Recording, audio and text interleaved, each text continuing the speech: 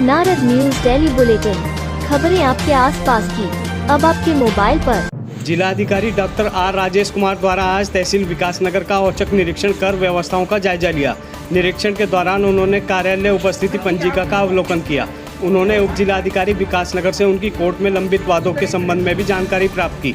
निरीक्षण के दौरान उन्होंने उपस्थित कार्मिकों को निर्देश दिए कि जनमानस की समस्याओं का त्वरित गति से निस्तारण करें ताकि लोगों को अनावश्यक कार्यालयों के चक्कर न लगाने पड़े। इस दौरान उन्होंने फील्ड कार्मिकों के संबंध में भी जानकारी प्राप्त की। कौन कार्मिक किस क्षेत्र में है तथा किस कार्य हेतु गया है की आख्या प्रस्तुत करने के निर्देश उप जिलाधिकारी विकासनगर को दिए। जिलाधिकारी ने सीएम हेल्पलाइन एवं सीएम डैशबोर्ड पर प्राप्त हो रही शिकायतों का प्राथमिकता से निस्तारण करने के निर्देश दिए। उन्होंने सरकारी भूमि पर अतिक्रमण मुक्त कराने तथा अवैध कब्जों की शिकायत पर तत्काल संज्ञान लेते हुए निर्धारित प्रावधानों के अनुसार कार्रवाई किए जाने के निर्देश दिए। उन्होंने तहसील व्यवस्थित आपदा कंट्रोल रूम का भी निरीक्षण किया। कंट्रोल रूम में तैनात कार्मिकों की जानकारी लेते हुए आज प्राप्त हुई शिकायतों तथा सड़कों की स्थिति के बारे में भी जानकारी प्राप्त की। उन्होंने उप जिलाधिकारी विकासनगर को कंट्रोल रूम में उपस्थिति पंजिका रखने तथा प्रतिदिन इसकी मॉनिटरिंग करने के निर्देश दिए।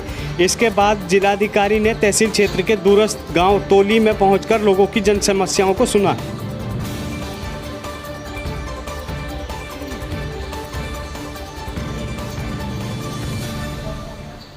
विकासनगर तहसील का निरीक्षण किया है। वैसे मकसद ये था कि जो हम दूरस्थ गाँव जो है तोली है उसका वहाँ पे जन समस्याएं सुनने के लिए मैं वहाँ पे जा रहा हूँ। तो ऐसे ही रास्ते में तहसील का भी मैंने निरीक्षण किया। तो यहाँ पे कुछ इंस्ट्रक्शंस मैंने दिए हैं। कुछ वाद जैसे 176 और 229B के जो है वाद काफ़ी लंबे समय से पड़े हैं लंबे, तो उनको जल्दी निस्तारित करने के लिए मैंने एसडीएम साहब को निर्देश दिया है। बाकी आपदा कंट्रोल रूम में एक अलग सा अटेंडेंस रजिस्टर मेंटेन करने के लिए कहा है और जो भी कर्मचारी जिनकी ड्यूटी लगती है आपदा कंट्रोल रूम में वो भी जो है निरंतर यहाँ पे उपस्थित रहें। और बाकी अटेंडेंस वगैरह का मैंने जायज़ा लिया है।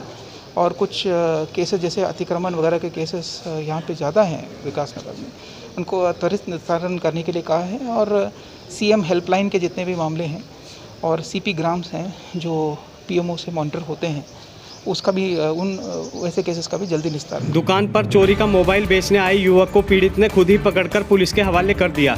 दुकानदार की सजगता से मोबाइल चोर युवक पकड़ा गया। पुलिस ने आरोपी के खिलाफ मुकदमा दर्ज कर लिया है। जानकारी के अनुसार वादी धीरेन्द्र सिंह पुत्र नरेश सिंह निवासी धर्मापुर थाना निरासन जिला लखीमपुर उत्तर प्रदेश हाल निवासी जमनपुर सेलाकुई देहरादून ने सेलाकुई में तहरीर की बीती 5 अगस्त को दिन के समय किराए के कमरे जमनपुर सेलाकुई से किसी अज्ञात चोर ने उसका मोबाइल फ़ोन चोरी कर लिया है। जब पीड़ित ने आसपास के मोबाइल विक्रेता दुकानदारों को इसकी जानकारी दी तो पड़ोस के एक दुकानदार ने फ़ोन करके बताया कि रवि नाम का एक लड़का मोबाइल बेचने आया हुआ है, जिस पर वादी अपने पड़ोस के दुकानदार के पास गया और उसने चोरी हुआ अपना मोबाइल फ़ोन पहचान लिया, साथ ही युवक को दबोच लिया।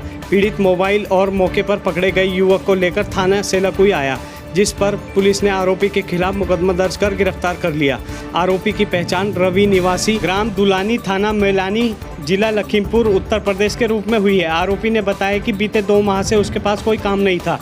वह अकेले कमरा लेकर सेलाकुई में रहता है और नशे का आदी है। वीर केसी चंद राजकीय महाविद्यालय डाकपत्थर में तैनात प्राध्यापिका व तुली रोतेली पुरस्कार से सम्मानित डॉक्टर राजकुमारी चौहान का सरस्वती विद्या मंदिर inter college Yamuna colony Dakpathar में पहुंचने पर भव्य स्वागत किया गया। डॉक्टर राजकुमारी ने अपने सम्मान सरकार की ओर से मिली धनराशि में से 11,000 रुपये का चेक सरस्वती विद्या मंदिर इंटर कॉलेज के प्रधानाचार्य को भेंट किया। सरस्वती विद्या मंदिर इंटर कॉलेज नई यमुना कॉलोनी पहुंची डॉक्टर राजकुमारी चौहान का प्रधानाचार्य, विद्यालय के आचार्यों एवं छात्र छात्राओं ने फूल मालाओं से स्वागत किया। सरस्वती विद्या मंदिर के सभागार में आयोजित सम्मान समारोह के अवसर पर विद्यालय के प्रधानाचार्य किशोर नोटियाल ने कहा कि डॉक्टर राजकुमारी चौहान विद्यालय की उपाध्यक्ष भी हैं। प्रधानाचार्य ने डॉक्टर भंडारी के कार्यों की सराहना करते हुए कहा कि उन्होंने पुरस्कार को राज्य आंदोलनकारी महिलाओं को समर्पित किया। वह कॉलेज के विकास के लिए अपने पुरस्कार से 11,000 रुपये का चेक भी दिया है, जिसके लिए विद्यालय परिवार की ओर से आभार व्यक्त करते हैं। इस मौके पर तीलू रोतेली पुरस्कार से सम्मानित डॉक्टर राजकुमारी चौहान ने कहा कि सरस्वती विद्या मंदिर से निकले छात्र संस्कार व शिक्षा के क्षेत्र में हमेशा आगे रहते हैं। उन्होंने उत्तराखंड बोर्ड की वरीयता सूची में डाकपत्थर विद्या मंदिर का स्थान आने के लिए समस्त छात्र छात्राओं एवं आचार्य गणों को भी अपनी शुभकामनाएं दी। कॉलेज के आचार्यों ने डॉक्टर राजकुमारी को शॉल ओढ़ाकर एवं पुष्प गुच्छ भेंट कर सम्मानित भी किया। इस मौके पर अनिल अग्रवाल, सतपाल चौहान, प्रीतम चौहान, केसर सिंह चौहान, चमन नेगी, बलबीर सिंह रावत आदि मौजूद रहे। पूर्व कांग्रेस नेता आजाद अली ने कहा कि दून में कोतवाली में उन पर झूठे और अनर्गल आरोप लगाकर मुकदमा दर्ज कराया गया, जिसमें एक सुनियोजित साजिश के तहत गिरफ्तार किया गया। यही नहीं, कांग्रेस पार्टी ने भी मुझे निष्कासित कर दिया। उन्होंने कहा कि उक्त प्रकरण में मेरी सामाजिक राजनीतिक प्रतिष्ठा को भारी नुकसान पहुंचा है, जिससे मेरे राजनीतिक भविष्य पर प्रश्न चिन्ह लग गया है। पूर्व कांग्रेस नेता आजाद अली ने कहा कि उक्त मामले में उच्च न्यायालय ने निचली अदालत की कार्रवाई को स्थगित करते हुए मामले को अपने संज्ञान में लिया है। उन्होंने कहा कि अदालत पर उनका पूरा भरोसा है, अदालत में दूध का दूध व पानी का पानी हो जाएगा। उन्होंने कहा कि मेरे खिलाफ कुछ राजनीतिक प्रतिद्वंदियों ने गहरा षड्यंत्र रचकर मुझे फंसाया है। उन्होंने कहा कि कांग्रेस पार्टी ने भले ही उन्हें निकाल दिया है, लेकिन देश की इस सबसे पुरानी पार्टी में आज भी उनकी आस्था है। उन्होंने कहा कि मेरी निष्ठा एवं आत्मा कांग्रेस पार्टी में बसती है। भारतीय जनता पार्टी ग्रामीण मंडल और रुद्रपुर में बिनहार शक्ति केंद्रों पर बैठक आयोजित हुई, जिसमें प्रत्येक बूथ पर पन्ना प्रमुख और पन्ना टोली बनाने पर विचार विमर्श किया गया। बिनहार शक्ति केंद्र पर आयोजित बैठक में मंडल अध्यक्ष अनुज गुलेरिया ने कार्यकर्ताओं के साथ पार्टी की योजनाओं और आगामी कार्यक्रमों पर मंथन किया।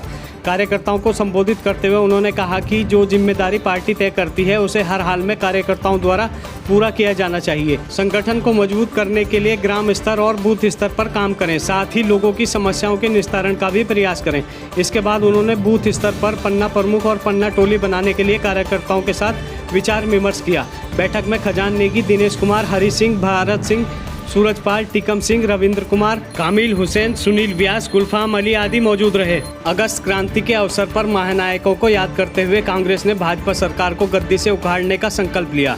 पार्टी के जिलाध्यक्ष ने कांग्रेस कार्यकर्ताओं व पदाधिकारियों के घर घर जाकर घरों पर कांग्रेस का झंडा फहराया। कांग्रेस के जिलाध्यक्ष संजय किशोर ने सभी कांग्रेस जनों से अपील की है कि इस कांग्रेस के तिरंगे की शपथ लेकर एकजुटता के साथ जन विरोधी सरकार को उखाड़ फेंकना है।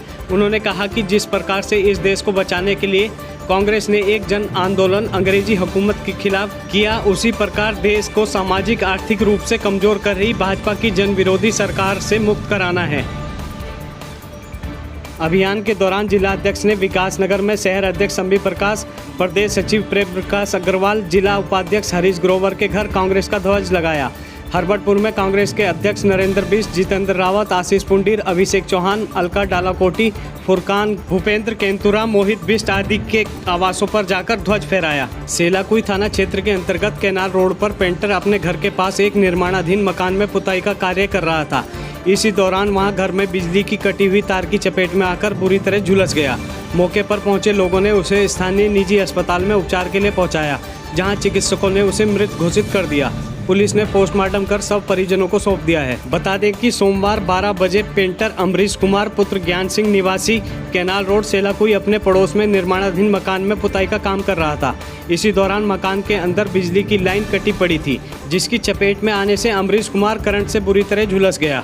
उत्तराखंड में कोरोना की दूसरी लहर में दैनिक संक्रमितों की संख्या में उतार चढ़ाव जारी है। एक दिन की राहत के बाद कोरोना के नए संक्रमितों में मामूली बढ़ोतरी हुई।